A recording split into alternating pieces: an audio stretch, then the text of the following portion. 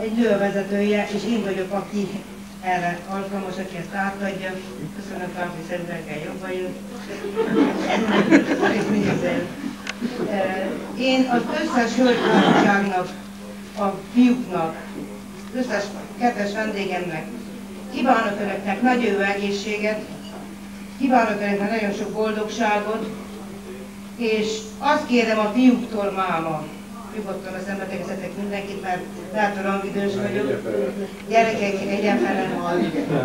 Valahogy szeressük a nőket, mert szerintem ti annélkül sehol se vagytok. Ezt meg kell.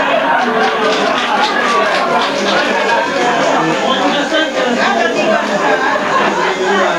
Ez felajánl, és valahogy egy évben 2 ilyen nap van. Ez a tisztelet napja, egy a nők napja, amikor valamikor egy kis kedvességet az ember elvár. Ha nem is olyan sokat, mert egész évben az ember hajszolva van. És minden a nőkön csattani, kell tudomásul kell venni. Amelyik férfi ezt nem ismeri el, sajnos az... Sajnos. Hát én ma önöknek azt kívánom, a családom, a dolgozóim nevében, hogy érezzék magukat nagyon jó étvágyat kívánok a vacsorához, ahogy meg volt beszélve mindenkinek az van.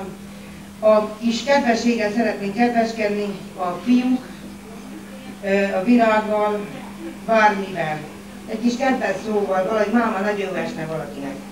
Egy csodálatos valami ez, és szerintem egyezzenek be fiúknak, hogy már nagyon szeresik a nőket. Még egyszer,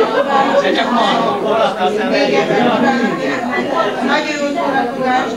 Megkérem, hogy egy felszolgálómat a fiúk nevében ő fogja átadni a virágot a hölgyeknek.